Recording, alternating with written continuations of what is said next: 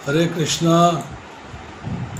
Recording in progress. Shrimad Bhagavad Gita अध्याय संख्या 14 श्लोक संख्या 5 से लेके और 9 तक।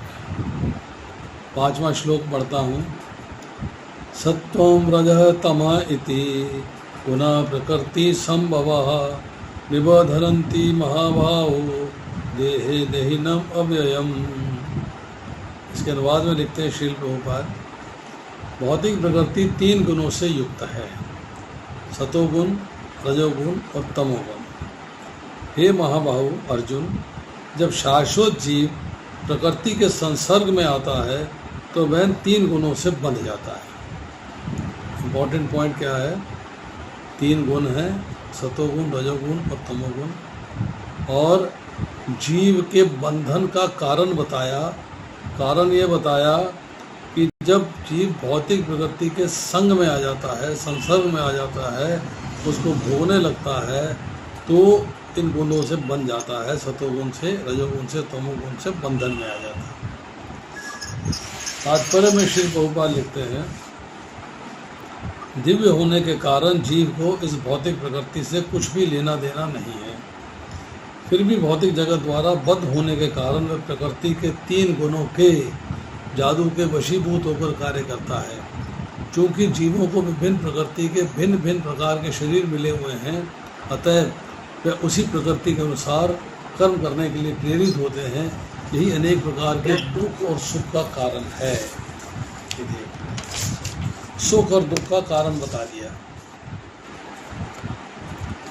सुख दुख मतलब जब आप बंधन में आ जाते हो और आपको पुनरअपि जन्मम पुनरअपि मरणम के चक्र से निकलना पड़ता है, तब आप जो है सुख और दुख का कारण बनते हैं।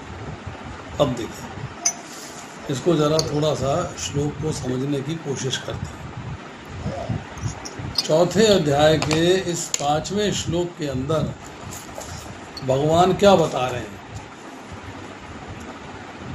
सत्व रजस्तम इति, सत्व, रज और तम, ये तीनों गुण भौतिक प्रकृति से उत्पन्न होते हैं। हे महाबाहु, ये बांधते हैं इसको, अवय जीव को भौतिक शरीर में। मतलब जीव, प्रभुपाद जो लिख रहे हैं, जीव का कुछ लेना देना नहीं है। परंतु अब समझने की बात क्या है कि तीनों गुण जो हैं अतीन्द्रिय हैं। अतीन्द्रिय मतलब इंद्रियों द्वारा देखने में नहीं आते, अपने कार्य के द्वारा पहचाने जाते हैं। आप उनको देख नहीं सकते। सतोगुण में जो कार्य करता है उससे पहचान होती है कि सतोगुण है, तमोगुण में कार्य करता है तो पहचान होती है तमोगुण में है, रजोगुण में कार्य करता है तो पहचान होती है कि रजोगुण में है। नौ मूल प्रकृति से तीनों गुण पैदा होते हैं और तीनों गुणों से अनंत सृष्टियाँ पैदा होती हैं। ये बात हम पहले कर चुके हैं। 13वें अध्याय में हम ये बात कर चुके हैं। तीनों गुण प्रकृति का कार्य है। महातत्व के अंदर जब विक्षेप होता है तो तीनों गुण प्रकट हो जाते हैं, और तीनों गुणों की जब साम्य अवस्था आती है तो उसके बाद 24 तत्व प्रकट हो जाते हैं। अब यहाँ चर्चा ये आ रही है कि क्या ये तीनों गुण बांधते हैं? पहला क्वेश्चन। दूसरा प्रश्न, क्या पुरुष अर्थात जीव इन गुणों के साथ संबंध जोड़कर बंध जाता है? दूसरा प्रश्न। दोनों का उत्तर प्राप्त करना है। ये गुण आपको बांध रहे हैं या आप इनके साथ बंध के बंध जा रहे हो, इनके साथ संसर्ग बना के बंध जा रहे हो? गुणों का कार्य है। ऑडियो ऑफ करिए प्रभु। गुणों का कार्य है धन, परिवार, शरीर।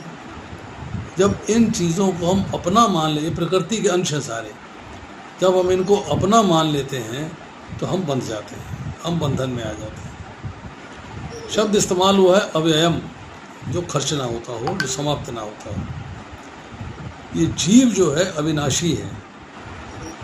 ये अविनाशी होता हुआ भी ऐसे का ऐसे ही रहता है, परंतु गुणों की या गुणों की वृत्तियों के अधीन रहकर स्वयं सात्विक, राजसिक एवं तामसिक बन जाता है। हालांकि जीव का संबंध भौतिक प्रकृति के साथ नहीं है,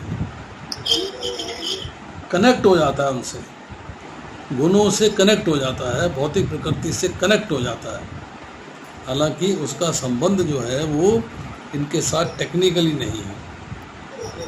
देहिनम, देहिनम का अर्थ ये है कि शरीर में जो भी अभिमान है उसी पर गुणों का प्रभाव होता है। यही गुण शरीर में ममता, अभिमान, आसक्ति पैदा करते हैं। अब शरीर और जीव का संबंध क्या है, इसको समझिएगा। मैं शरीर हूँ, अहंकार हो गया। शरीर मेरा है, ये भी अहंकार हो गया। फर्क क्या है दोनों में? मतलब मैं आत्मा ही शरीर है, ये एक बात आ गई। दूसरी है शरीर मेरा है, मतलब ममता हो गई उसके अंदर, ये शरीर मेरा है। सो तीनों गुण अपने असर से शरीर में अहंता मीन्स अहंकार एंड ममता पक्की कर, दृढ़ कर उसके साथ बंध जाते हैं, बंधन में आ जाते हैं। ये जो 5वें से लेके 8वें तक के 4 श्लोक हैं कि जीव कैसे प्रकृति के गुणों के बंधन में आता है। कारण अनादि अविद्या के कारण जीव माया के 3 गुणों का संग करता आ रहा है। अतः जब जीव उनसे तालमेल बना लेता है तो बंध जाता है। एक एग्जाम्पल दिया गया है, छोटा सा उदाहरण है। एग्जाम्पल क्या है? एक लड़की की शादी हो गई, ससुराल से संबंध जुड़ गया। अब उसे ससुराल के अंदर वस्त्र है, आभूषण है, उसकी आदि की आवश्यकता अपनी लगने लगती है कि दिस इज माई फैमिली। शरीर के साथ मैं और मेरे का संबंध हो जाने पर जीव का पूरे संसार के साथ संबंध जुड़ जाता है, पूरी भौतिक प्रकृति के साथ संबंध जुड़ जाता है। और जब शरीर अनित्य है, ऑडियो किसका ऑन है?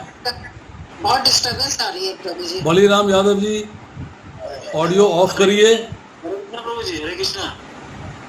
ऑडियो बंद करिए अपना। एक सेकंड।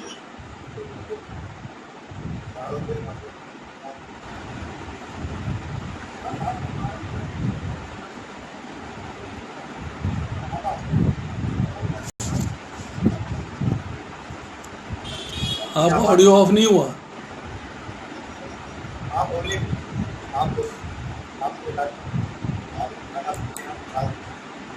हरे कृष्णा प्रभु जी। यस प्रभु। बंद हो गया प्रभु जी? नहीं हुआ।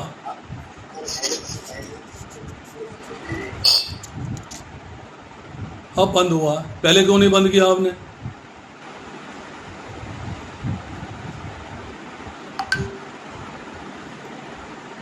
बच्चा स्कूल में जाता है तो शोर नहीं डालता क्लास में बैठ के, अपनी आवाज बंद रखता है वो।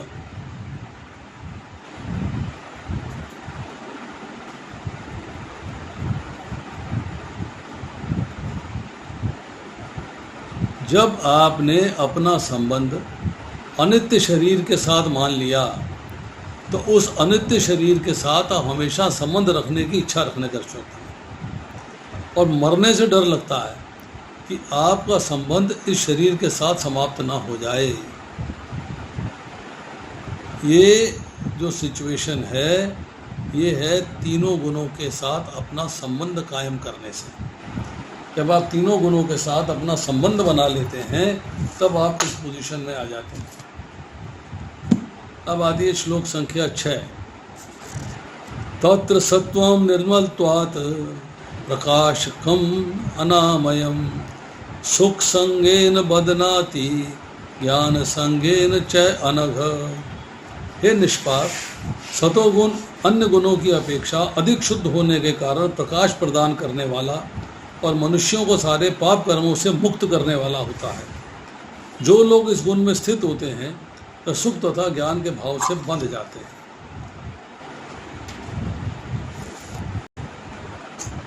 प्रभुपाद परपट में लिखते हैं प्रकृति द्वारा बद्ध किए गए जीव कई प्रकार के होते हैं।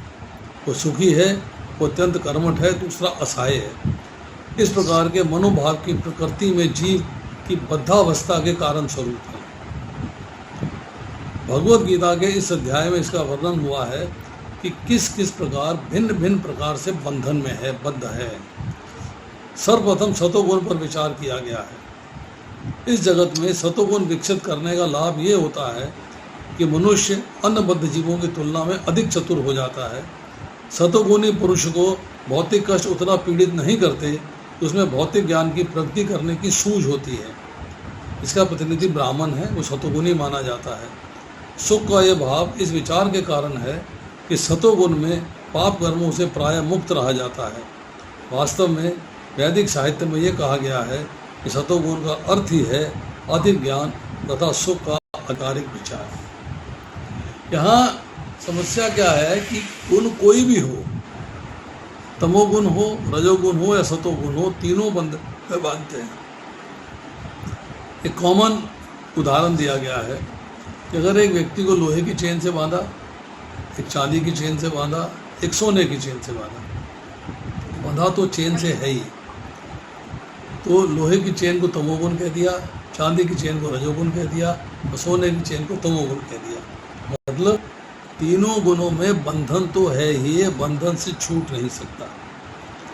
अब कठिनाई क्या है कि जब मनुष्य सतोगुण में स्थित होता है, उसे ऐसा अनुभव होता है कि वह ज्ञान में आगे है, अन्यों की अपेक्षा श्रेष्ठ है, तो बंधन में आ गया, अहंकार हो गया। इस प्रकार वह बद्ध हो जाता है। इसका उदाहरण वैज्ञानिक तथा दार्शनिक है। इनमें से प्रत्येक को अपने ज्ञान का गर्व रहता है, अभिमान रहता है, घमंड रहता है। वे चूँकि अपने रहन सहन को सुधार लेते हैं, अतएव उन्हें भौतिक सुख की अनुभूति होती है। बद्ध जीवन में अधिक सुख का ये भाव उन्हें भौतिक प्रकृति के गुणों से बांध देता है। अतएव सतोगुण में रहकर कर्म करने के प्रति आकृष्ट होते हैं, और जब तक इस प्रकार कर्म करते रहते हैं, यह आकर्षण बना रहता है, तब तक उन्हें किसी न किसी प्रकार का शरीर धारण करना होता है। इस प्रकार उनकी मुक्ति की या वैकुंठ लोक जाने की कोई संभावना नहीं रह जाती। वे बारंबार दार्शनिक, वैज्ञानिक या कवि बनते रहते हैं और बारंबार जन्म मृत्यु के उन्हीं दोषों में बनते हैं। लेकिन माया मोह के कारण वे सोचते हैं कि इस प्रकार का जीवन आनंदप्रद है। दे एंजॉय दिस लाइफ, वो इस जीवन में भी एंजॉय करते हैं। अब सतोगुण का बंधन बताया कि सतोगुण तीनों गुणों में शुद्धतम है, मतलब प्योर है। ये प्रकाश प्रदान करने वाला है। प्रकाश मीन्स आपको अंदाज होता है what is right and what is wrong, विवेक हो जाता है। पाप और कलेशों से मुक्त करवाने वाला है। इस गुण में स्थित लोग सुख और ज्ञान के भाव से बंध जाते हैं। सुख के भाव से और ज्ञान के भाव से बंध जाते हैं। अब आती है इसमें पहली बात, सुख और ज्ञान का जब भाव होता है कि मैं बहुत ज्ञानी हूँ, मैं बहुत सुखी हूँ, ये जीव में अविद्या के द्वारा अभिमान पैदा करता है, इग्नोरेंस, कि उसके द्वारा भी बंधन है, ये पता ही नहीं उनको। They don't understand this, they enjoy this. अब अर्जुन से कहते हैं तू निष्पाप है, तू निष्पाप है, इसलिए तो मैं सुखी हूँ, ऐसे अभिमान लक्षण वाले पाप को तुम स्वीकार मत करना। और फिर तीसरी बात कहते हैं कि जब ज्ञान से आदमी अटैच हो जाता है, सुख के भाव से अटैच हो जाता है, तब भी अज्ञान में है, क्योंकि उसे ये नहीं पता है कि अभी मैं वैकुंठ नहीं जा सकता, अभी मेरा रिलीज़ होने का चांस नहीं है, क्योंकि मैं अभी भी जो है बंधन में बंधा हुआ हूँ।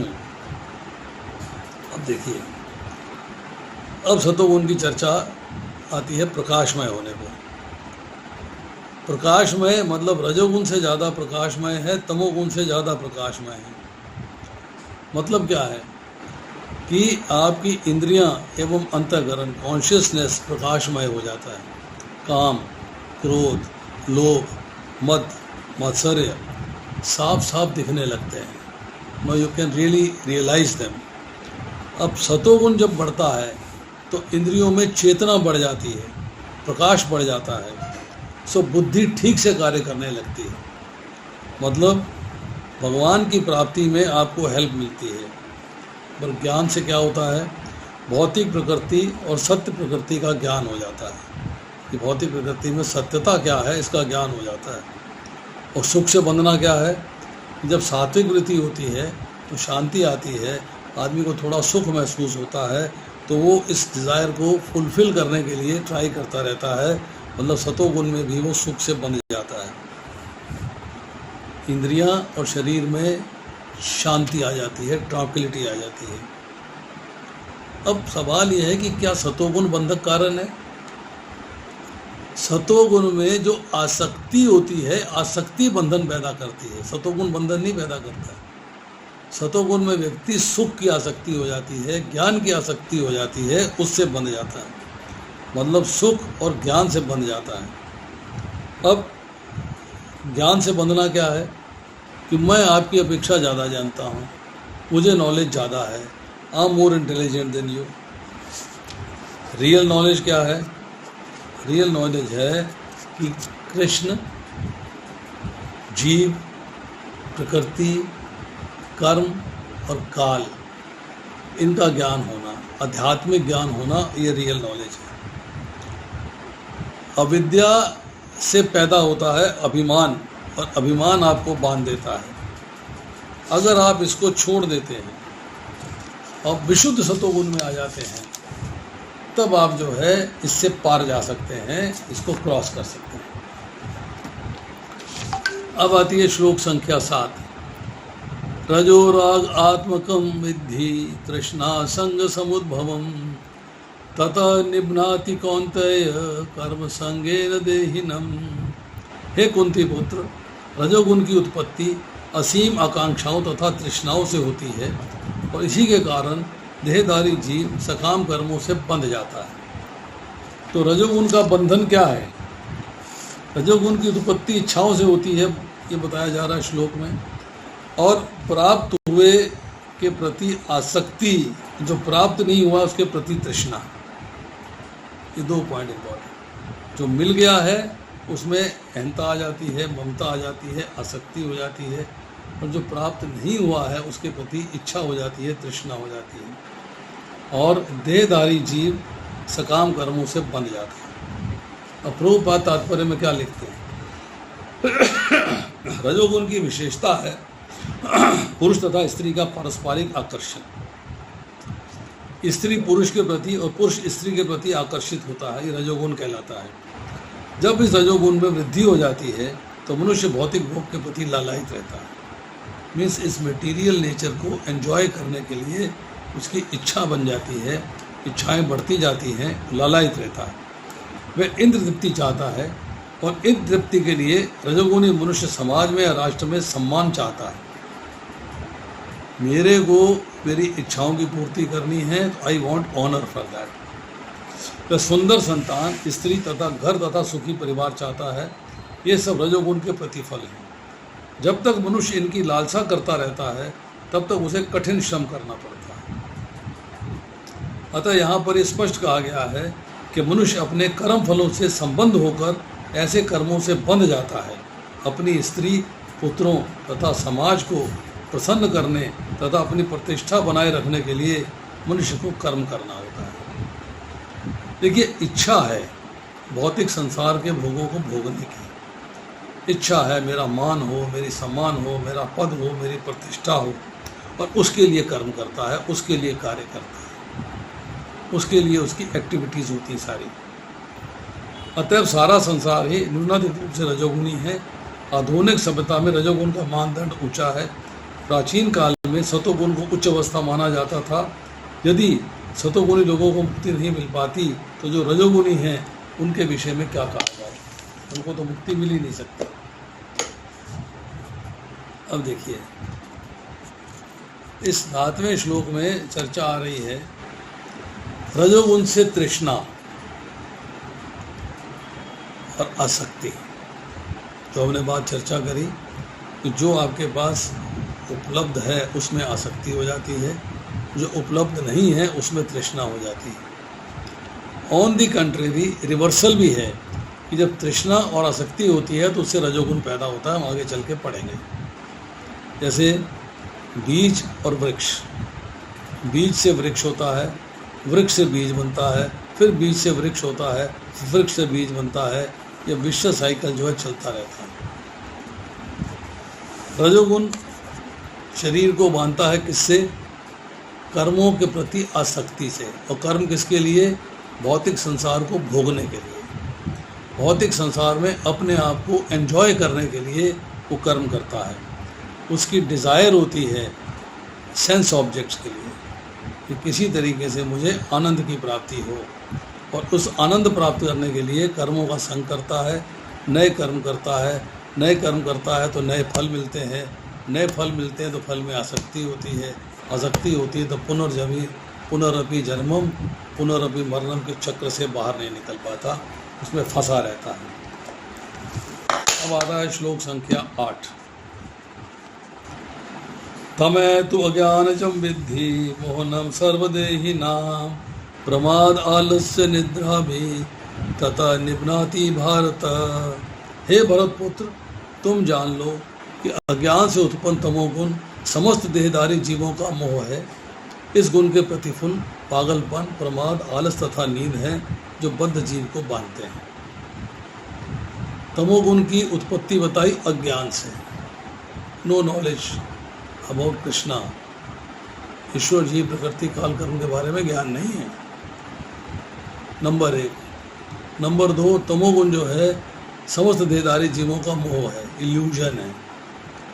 इसका फल क्या है? पागलपन, प्रमाद। पागलपन का मतलब है प्रमाद, आलस्य और नींद। ये मिलके जो है बद्ध जीव को बांध देते हैं, ये बांध देते हैं।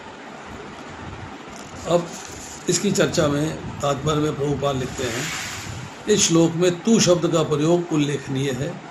इसका अर्थ यह है कि तमोगुण देहधारी जीव का अत्यंत विचित्र गुण है। वह सतोगुण के सर्वथा विपरीत है। सतोगुण में ज्ञान के विकास से मनुष्य ये जान सकता है कि कौन क्या है, लेकिन तमोगुण में इसके सर्वथा विपरीत होता है। जो भी तमोगुण के फेर में पड़ता है वह पागल हो जाता है, और पागल पुरुष ये नहीं समझ पाता कि कौन क्या है। वह प्रगति करने के बजाय अधोगति को प्राप्त होता है। वैदिक साहित्य में तमोगुण की परिभाषा इस प्रकार दी गई है, वस्तु याधा तम्य ज्ञान आरंभ विपर्य ज्ञानम जनकम तमान। अज्ञान के वशीभूत होने पर कोई मनुष्य किसी वस्तु को यथारूप में नहीं समझ पाता। यथारूप में मतलब सत्य क्या है, असत्य क्या है, करनी क्या है, करनी क्या है, कर्तव्य क्या है, कर्तव्य क्या है, सार क्या है, हिसार क्या है, इसमें भेद नहीं कर पाता है। तो उदाहरणार्थ प्रत्येक व्यक्ति देखता है कि उसका बाबा मरा है, तब भी मरेगा, पर मनुष्य मृत्यु है, उसकी संतानें भी मरेगी, अतः मृत्यु ध्रुव है। फिर भी लोग पागल होकर धन संग्रह करते हैं और नित्य आत्मा की चिंता किए बिना अनिश कठोर श्रम करते हैं। ये पागलपन ही तो है। अपने पागलपन में वे आध्यात्मिक ज्ञान में कोई उन्नति नहीं कर पाते। उनको इंटरेस्ट ही नहीं है आध्यात्मिक ज्ञान के बारे में। उनको इंटरेस्ट है येन केन प्रकरेन, किसी भी तरीके से भौतिक सुख को मैं भोग सकूं। जब उन्हें आध्यात्मिक ज्ञान में सम्मिलित होने के लिए आमंत्रित किया जाता है, अधिक रुचि नहीं दिखाते। रजोगुणी व्यक्ति की तरह भी सक्रिय नहीं रहते। अतः तमोगुण में लिप्त व्यक्ति का एक अन्य गुण यह भी है कि आवश्यकता से अधिक सोता है। 6 घंटे की नींद पर्याप्त है, लेकिन ऐसा व्यक्ति दिन भर में 10 से 12 घंटे तक सोता है। ऐसा व्यक्ति सदैव निराश प्रतीत होता है और भौतिक द्रव्यों तथा निद्रा के प्रति व्यसनी बन जाता है। ये तमोगुणी व्यक्ति के लक्षण हैं। इम्पॉर्टेंट श्लोक है। तमोगुण किससे पैदा हो रहा है? अज्ञान से। अज्ञान का मतलब है समझ नहीं है, नॉलेज नहीं है, ज्ञान शक्ति का अभाव है। जैसे मैंने बताया, सत्य असत्य, कर्तव्य अकर्तव्य का ज्ञान नहीं है, अर्थात विवेक नहीं है, आर्ट ऑफ डिस्क्रिमिनेशन नहीं है, फैसला कर पाना मुझे क्या करना चाहिए और क्या नहीं करना चाहिए। ना ही संसारिक सुख भोग राजसिक सुख में जाने देता है। मोह अर्थात लाइक एनिमल्स, वो जिस चीज़ में मन आ गया बस वही करना है मुझे, उसके सिवा मुझे कोई चीज़ सूझती नहीं है। प्रमाद, प्रमाद का अर्थ क्या होता है? पागलपन। पागलपन में क्या है? जो कार्य करने वाला नहीं है उसको कर देना। और जो कार्य करने वाला है उसको नहीं करना। अब ना करने लायक कार्य कौन से हैं, जो कार्य हमें नहीं करने चाहिए, ऐसे कार्य कौन से हैं? नंबर 1, व्यर्थ खर्च, इंटॉक्सिकेंट्स लेने, नॉन वेज खाना, फिल्म देखनी, ड्रामास देखने। और दूसरे क्या है व्यर्थ के कार्य, वो क्या है? कार्ड्स खेलना, रमी खेलनी, पजल्स खेलनी, पशु और पक्षियों को तंग करना। अब आती बात आलस्य की कि आलस्य में क्या होता है? आलस्य में होता है उद्यमहीनता, लैक ऑफ एंथुजियाज्म। चलो अभी वहाँ चलना है, आज कल चलेंगे। चलो उठो नहा लो, दोपहर में नहा लेंगे। चलो खाना खा लो, शाम को खा लेंगे। आलस्य है। आलस्य को करना मतलब सोते रहना, निकम्मे बैठा रहना, आवश्यक काम ना करना, फिर कर लेंगे, टाल देना। और दूसरा है नींद, नींद के पहले शरीर का भारी हो जाना। अब निद्रा भी 2 प्रकार की है, एक आवश्यक, एक अनावश्यक, एक नेसेसरी, एक अननेसेसरी। नेसेसरी इस फॉर बॉडी 6 घंटे आपको सोना चाहिए, 6 घंटे आपको नींद देनी चाहिए। अगर 6 घंटा नींद नहीं लेंगे, आपका मन जो है वो विचलित रहेगा, शिथिल रहेगा, ढीला रहेगा, कंट्रोल नहीं कर पाएंगे उसे। और अननेसेसरी, अनावश्यक क्या है कि जानबूझकर सोए जा रहे हैं। अरे क्या कौन जागे, चलो लेट जाते सो जाते हैं, चलो लेट जाते सो जाते हैं। तमोगुण जो है प्रमाद, आलस्य और निद्रा के द्वारा मनुष्य को बांध देता है। सतोगुण एवं रजोगुण संग से बांधते हैं। सतोगुण सुख के संग से, ज्ञान के संग से, और रजोगुण सुख की आसक्ति के संग से, अर्थात भौतिक संसार को एंजॉय करने की वजह से। और तमोगुण जो है इसको आपको ऐसे बांध देता है कि आप जो है निद्रा, आलस्य और प्रमाद में फंस जाते हैं। अब आता है श्लोक संख्या 9, समराइज किया है तीनों को। सत्वं सुखे संजायति रजा कर्माणि भारता, ज्ञानम आवृत्य तु तमः प्रमादे संजति उत। हे भरतपुत्र, सतोगुण मनुष्य को सुख से बांधता है, रजोगुण सकाम कर्म से बांधता है, और तमोगुण मनुष्य के ज्ञान को ढक कर उसे पागलपन से बांधता है। ये तीनों को उन्होंने समराइज कर दिया। अब ये चर्चा आई, प्रभुपाद परपट में क्या लिखते हैं कि सतोगुणी पुरुष अपने कर्म या भौतिक वृत्ति से उसी तरह संतुष्ट रहता है जिस प्रकार दार्शनिक, वैज्ञानिक या शिक्षक अपने अपनी विद्याओं में निरत होकर संतुष्ट रहते हैं। रजोगुणी व्यक्ति सकाम कर्म में लग सकता है, तो यथासंभव धन प्राप्त करके उससे उत्तम कार्यों में व्यय करता है, स्वर्गलोक जाने की इच्छा करता है, मंदिर बनवा देगा, उसमें ईंट लगवा देगा, पत्थर लगवा देगा, अपना वो किसी ना किसी रूप में पंखा लगवा देगा, उसके ऊपर अपना नाम लिखवा देगा। कभी कभी वह अस्पताल खोलता है और धर्मार्थ संस्थाओं को दान देता है। ये लक्षण हैं रजोगुणी व्यक्ति के। लेकिन तमोगुण तो ज्ञान को ढक लेता है। तमोगुण में रहकर मनुष्य जो भी करता है वह ना तो उसके लिए ना किसी अन्य के लिए हितकारी होता है।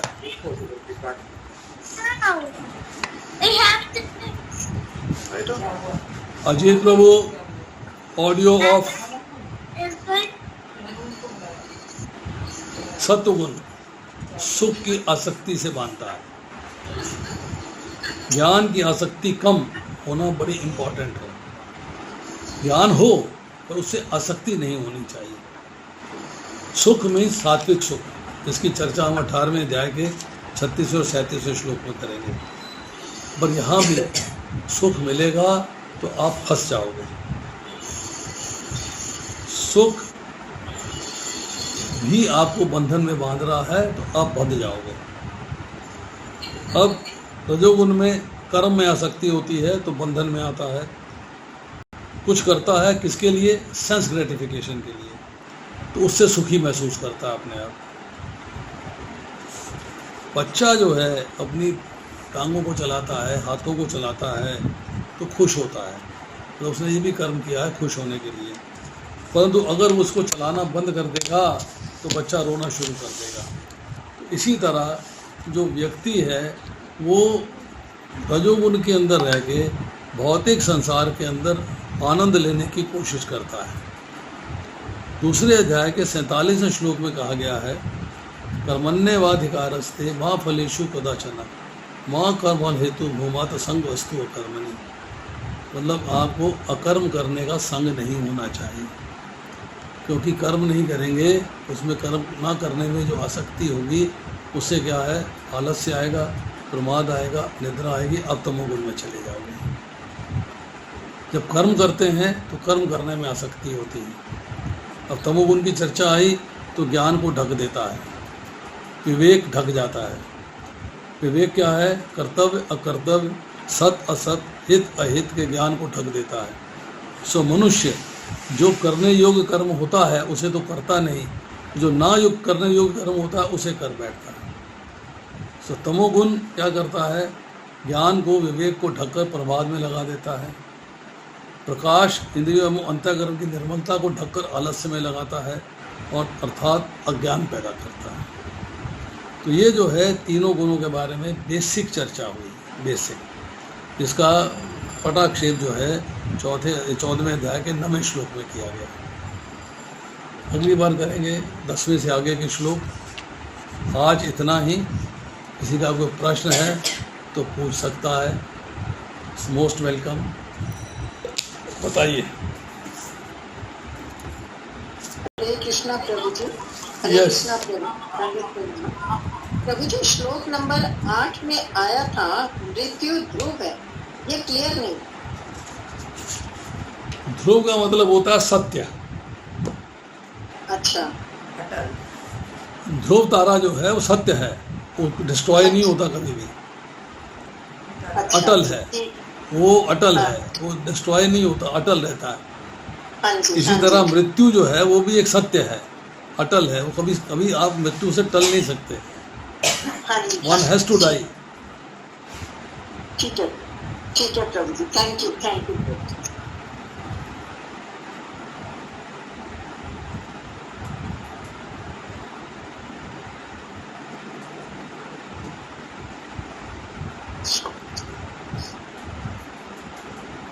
हरे कृष्ण प्रभु जी। यस, प्रभु जी, फिर ये तो तीनों गुण ही हमें बंधनों में बांधते हैं, तो इस दुनिया में हम जो रह रहे हैं तो किसी ना किसी चीज में तो हम बंधेंगे ही। ऐसा तो नहीं हो सकता हम तीनों से ऊपर उठ जाएं। ऐसा है। दूसरे अध्याय का 45वां श्लोक है, ठीक है। भगवान कह रहे हैं त्रैगुण्य विषया वेदा निस्त्रैगुण्य भव अर्जुना निर्द्वंद्वम नित्य सत्वम स्थ निर्योग क्षेम आत्मवान। वेदों में मुख्यतः प्रकृति के 3 गुणों का वर्णन हुआ है। हे अर्जुन, इन तीनों गुणों से ऊपर उठो, विशुद्ध सत्वगुण में जाओ, समस्त द्वैतों और लाभ तथा सुरक्षा की सारी चिंताओं से मुक्त होकर आत्मपरायण बनो। आपको उस लेवल पे जाना है जहाँ भगवान कहते हैं बहुनाम जन्म नामन्ते ज्ञानवान नाम प्रपद्यते वासुदेवम सर्वमति स महात्मा सुदुर्लभा। वासुदेवम सर्वमिति। आपको अपने बारे में चिंता नहीं करनी है, भगवान ही सब कुछ है, उनके बारे में सोचना, उनकी इंद्रियों को प्रसन्न करना। जब आप अकर्म के लेवल पे आ जाते हो, अर्थात जो भी कार्य करते हो भगवान के लिए करते हो, तो आपसे कभी कोई अपने सुख का भाव ही नहीं रहेगा, भगवान के सुख की चिंता होगी। अपने ज्ञान का भाव ही नहीं रहेगा, भगवान को सुनाने की चिंता होगी। अगर हम आपके सामने लेक्चर कर रहे हैं तो आपको नहीं हम सुना रहे हैं, हम भगवान को सुना रहे हैं। भगवान उपस्थित हैं, वो सुन रहे हैं कि मेरा महिमा मंडन हो रहा है, मेरी चर्चा हो रही है। तो हम ना सुख के ज्ञान से बंधेंगे और ना ही सुख से बंधेंगे, ना ज्ञान से बंधेंगे। जब भगवान के प्रति समर्पण हो जाएगा तो भगवान के समर्पण के प्रति हम बंधेंगे, तो तीनों गुणों से ऊपर उठ जाएंगे, क्योंकि हमने सब कुछ भगवान को मान लिया, आत्मसमर्पण कर दिया, आत्मपरायण हो गए। You have to come to that level. तो प्रभु जी सार यही हो गया, अकर्म ही। Yes. कि अपना जो कार्य करो बस कृष्ण को सेंटर रख के तब करो। नहीं, इसमें मैंने कल भी बताया था, स्टेटमेंट गलत है। ये स्टेटमेंट गलत है। जो भी कार्य करो कृष्ण को सेंटर में रख के करो। मेरा कृष्ण सेंटर में है और मेरे घर में जो है पति पत्नी का झगड़ा चल रहा, सेंटर में कृष्ण है, समझ गए? सेंटर में कृष्ण है, देवरानी जेठानी का झगड़ा चल रहा है, सास बहू का झगड़ा चल रहा है, बच्चों की कुटाई पिटाई हो रही है, सेंटर में तो कृष्ण है नहीं। कृष्ण को सेंटर में रख के कृष्ण भावना भावित कर्म करना है। जो भी कर्म नहीं, कर्म कौन सा होना चाहिए? कृष्ण भावना भावित, कृष्ण के प्रति, तो कृष्ण ऑटोमेटिकली सेंटर में आ जाएंगे, फिर आपको रखने की जरूरत नहीं है, फिर आपको कृष्ण में रखने की जरूरत नहीं है।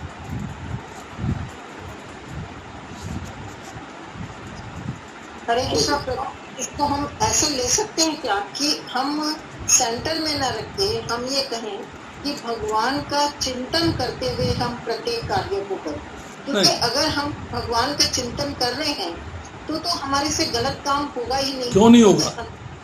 अंदर भगवान का चिंतन चल रहा है, आप करते हैं ना, इसलिए कि आप कृष्णा कॉन्शियस हो गए हैं। पर दूसरा व्यक्ति जो है भगवान के मंदिर में जाता है, आगे मिठाई देता है, फल देता है, फूल देता है, शाम को आगे मुर्गा काटता है, चिंतन तो किया भगवान का, चिंतन तो है, याद करता है मैं सवेरे मंदिर गया था, शाम को मुर्गा काट रहा हूँ। लेकिन वो तो भगवान का चिंतन करते हुए मुझे कृष्ण भावना भावित कर्म करना है। मतलब मुझे कर्म करना है, कृष्ण के प्रति करना है, अकर्म करना है, ये भाव होना चाहिए।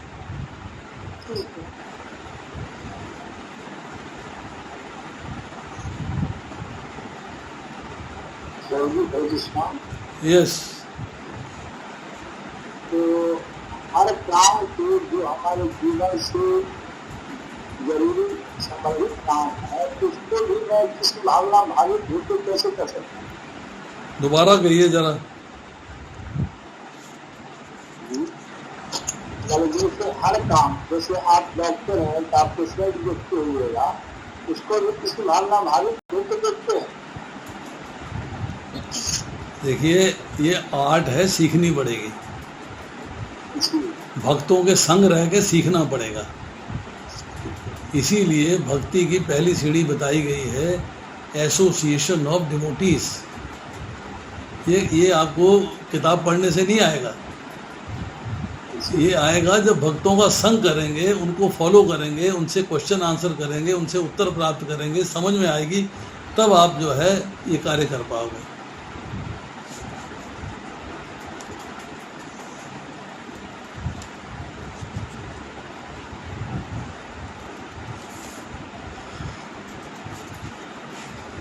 तो समाप्त करें फिर, कोई प्रश्न नहीं है किसी का? तो हरे कृष्ण प्रभु, एक प्रश्न है। यस, पूछिए।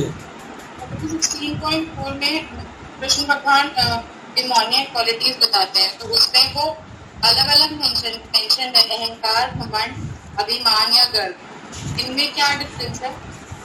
कहाँ पे बताया है? 16.4 में। 16.4 में हाँ जी। अभिमान क्या होता है?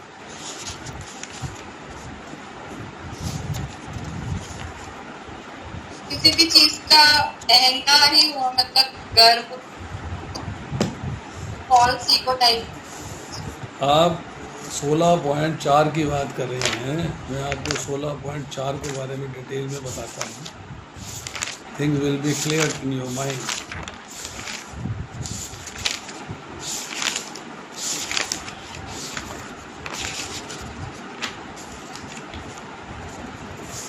देखिए, सबसे पहली बात यह है कि शब्द इस्तेमाल हुआ है दर्प, हाँ जी। ठीक है, और दंभ और अभिमान, 3 शब्द इस्तेमाल हुए हैं। दंभ का मतलब होता है कि जो आप हैं वो आप एक्सपोज नहीं कर रहे हैं, जो नहीं है वो एक्सपोज कर रहे हैं। जैसे कि आपकी जो फितरत है सिनफुल है, आपकी नेचर सिनफुल है, पर उसके बावजूद अपने आप को धार्मिक दिखा रहे हो आप। अच्छा। जो आप नहीं हो वो आप दिखा रहे हैं। आप धार्मिक कार्य करते हो इसलिए कि आपको धार्मिक दिखाना है, असल में आप धार्मिक नहीं हो। ये है दंभ। Show religious, show irreligious, but actually vice versa, आप हो नहीं। दर्प, दर्प का मतलब होता है घमंड। घमंड का मतलब है धन का, ज्ञान का, अच्छे परिवार का, जमीन जायदाद का, शक्ति का, सत्ता का, भक्ति का, यश का, प्रतिष्ठा का, अपने अनुयायियों का, अपने संप्रदाय का आपको घमंड है। और अभिमान, अभिमान होता है मान से अभिमान बना है। अभिमान होता है दूसरों से मान सम्मान पाने की कामना। पत्नी, संतान एवं अन्य वस्तुओं से ममता। आई एम सुपीरियर, हर व्यक्ति को मेरे अनुसार चलना चाहिए। मैं बड़ा बलशाली हूँ, बड़ा विद्वान हूँ, मैं जो चाहूँ कर सकता हूँ। दर्प को अभिमान से कंपेयर किया जाए तो दर्प का होता है बाहरी चीज़ों को लेकर अपने में बड़प्पन दिखाना। अभिमान का मतलब होता है भीतरी चीज़ों को लेकर अपना बड़प्पन दिखाना। मैं बड़ा पढ़ा लिखा हूँ, मैं बड़ा विद्वान हूँ। ये बेसिक डिफरेंस है। अहंकार और अभिमान सेम हो गया ना। अहंकार जो है उसमें है मैं शरीर हूँ, शरीर मेरा है, अहंकार हो गया। अहंकार में मैं शरीर हूँ, शरीर मेरा है, इसको अहंकार कहते हैं। एक्चुअल अहंकार ये है, एक होता है फॉल्स ईगो, एक होता है ट्रू ईगो। ट्रू ईगो है कि मैं भगवान का हूँ, भगवान मेरे हैं, ये ट्रू ईगो है। मैं शरीर हूँ, शरीर मेरा है, ये फॉल्स ईगो है।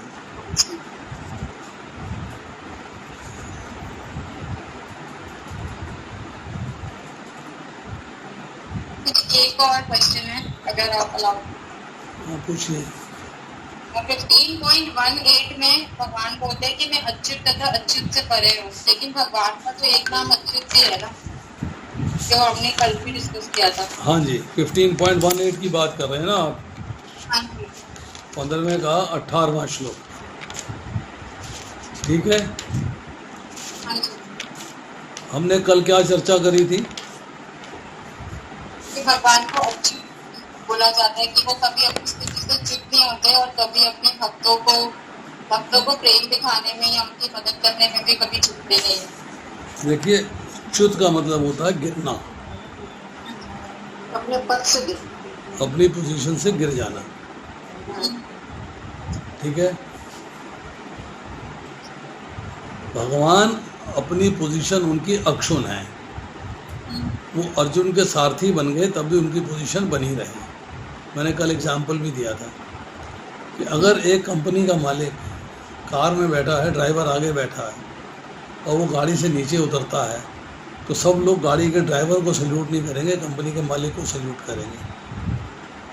पर अगर वो कंपनी का मालिक बाई चांस के ड्राइवर से कहता है कि आज गाड़ी मैं चलाऊँगा और गाड़ी चलाने लगता है और ड्राइवर पीछे बैठा है, तब वो नीचे उतरते हैं। तब भी जो दूसरे उसको मिलने वाले लोग हैं वो ड्राइवर रूपी मालिक को सलाम करेंगे, वो ड्राइवर जो पीछे बैठा है उसको सलाम नहीं करेंगे। मीन्स अगर वो ड्राइवर बन भी गया है 2, 4, 6, 8 घंटे 1-2 दिन के लिए, तब भी उसकी पोजीशन अक्षुण है, पोजीशन ख़त्म नहीं होती। यहाँ कहते हैं भक्त का भगवान को मतलब अच्युत कहना। दूसरी बात हमने ये बताई थी, अच्युत का अर्थ ये है कि भगवान अपने भक्तों की रक्षा करने से कभी चूकते नहीं। ये भगवान ने अपनी ड्यूटी अपने आप एक्सेप्ट करी है, प्रोवाइडेड कि आप भक्त हो। अगर आप भक्त हो और भगवान को पुकारते हो तो भगवान जो है आपकी रक्षा करने से कभी चूकेंगे नहीं। मतलब अच्युत को कभी मतलब ये फील नहीं करेंगे अगर मैंने भक्त की रक्षा करी है तो मैं अच्युत हो गया, मैं अपनी पोजीशन से गिर गया। उनकी पोजीशन फिर भी अक्षुण रहती है, स्टेटस को मेंटेन रहता है।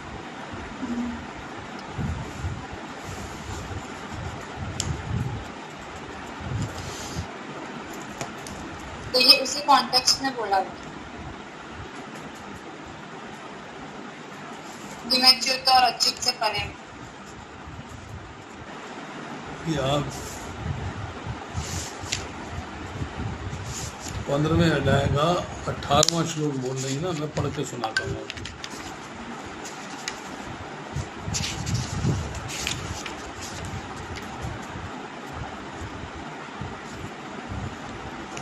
15वें अध्याय का 18वां श्लोक आपने बोला, हाँ जी। यस्मादक्षरम अतीत अहम अक्षरात् अपि च उत्तम अतो अस्मि लोके वेदे च प्रथित पुरुषोत्तम। चूँकि मैं अक्षर तथा अक्षुर दोनों से परे हूँ और चूँकि मैं सर्वश्रेष्ठ हूँ, अतएव मैं इस जगत में तथा वेदों में परम पुरुष के रूप में विख्यात हूँ। यहाँ अच्युत की बात कहाँ आई है? वो क्षर तथा अक्षर से परे हो लिखा है ना, वो क्षर पर वाले श्लोक में शायद क्षर का मीनिंग च्युत दिया हुआ था और अक्षर का अच्युत। क्षर का अर्थ क्या होता है?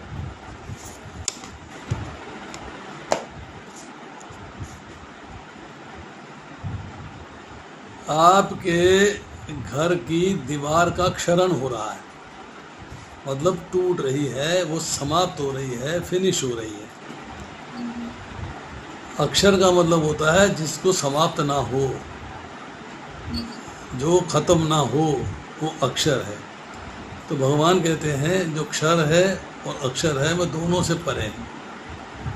आई एम बियॉन्ड दैट, मतलब मैं उत्तम हूँ, मैं दोनों से परे हूँ।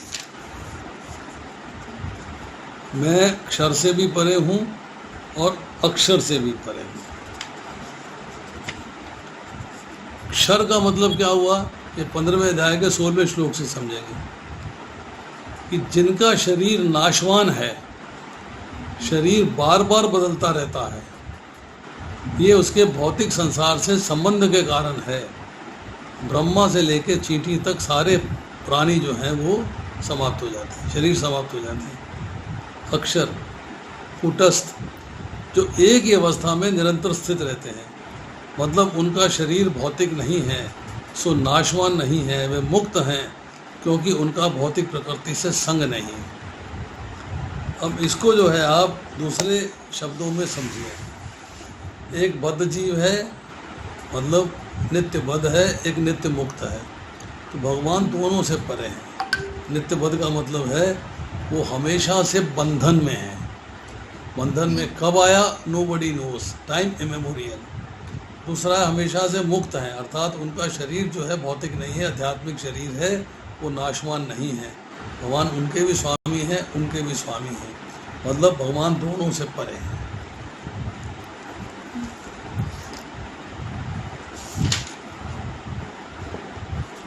अब आपने 18वां श्लोक कोट किया था, आप जो है 16वां श्लोक पढ़िएगा। जीव दो प्रकार के हैं, च्युत तथा अच्युत। भौतिक जगत में प्रत्येक जीव च्युत अर्थात क्षर होता है और आध्यात्मिक जगत में प्रत्येक जीव अच्युत अक्षर कहलाता है। ये आपके 18वें अध्याय में जो चर्चा कर रही थी उसका बेस 16वें श्लोक से है।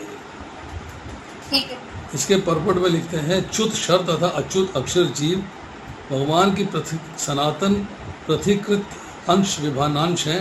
जब उनका संसर्ग भौतिक जगत से होता है तो जीव भूत कहलाते हैं। यहाँ पर क्षर सर्वाणि भूतानि पद प्रयुक्त हुआ है, जिसका अर्थ यह है कि जीव क्षर है, उनका शरीर नाशवान है। लेकिन जो जीव परमेश्वर के धाम चले जाते हैं उनको भगवान द्वारा शरीर प्रदान किया जाता है।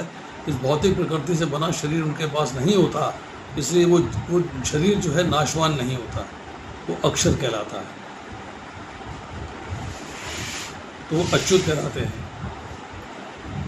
जब अब आजकल पुरुषोत्तम मास में अध्याय पढ़ रही है ना, 15वां अध्याय, इसके परपट ध्यान से पढ़ेंगी तो सारा बात क्लियर हो जाएगी। ठीक है।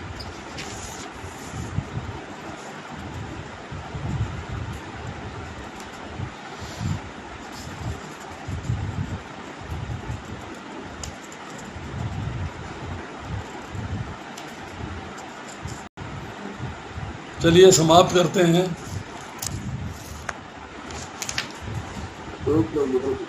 हरे कृष्ण प्रभु जी, दंडवत प्रणाम। Anybody wants to say something? प्रभु जी, दंडवत प्रणाम। कोई कुछ कहना चाहता है? उसको बटन बंद कर देना।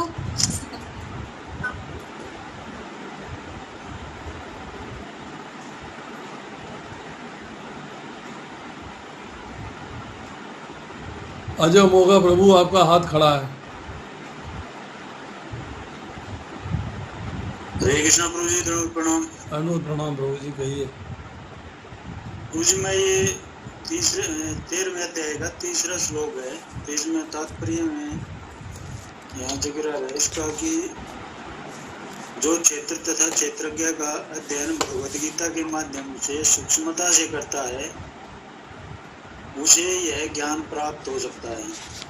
तो जो कौन से ज्ञान की बात कर रहे हैं गुरु जी?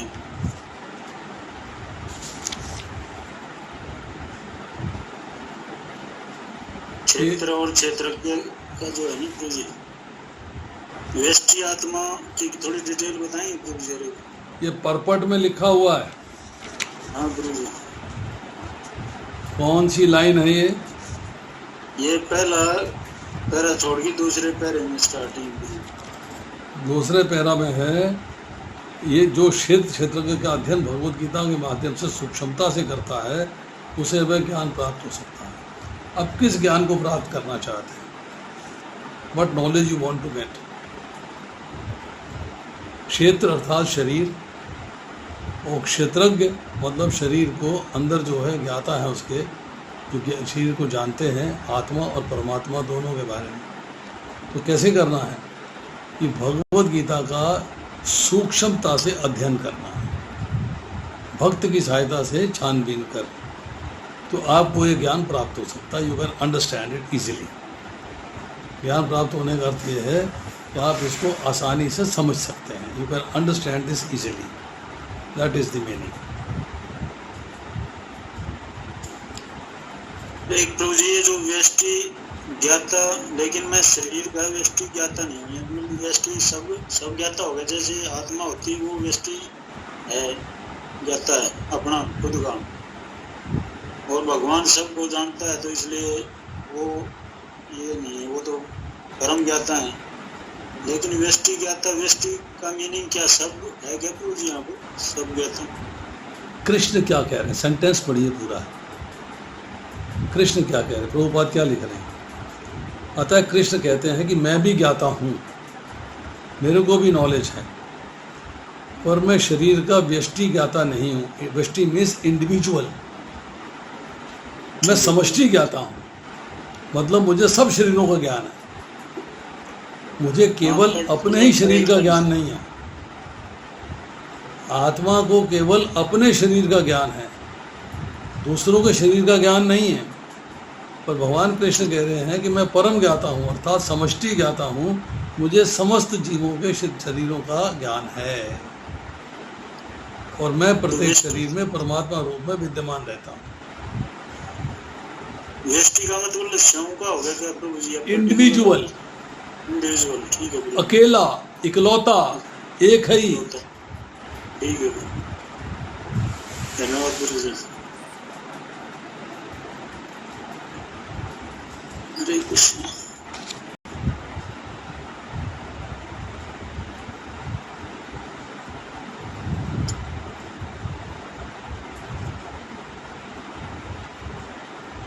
चलिए समाप्त करते हैं।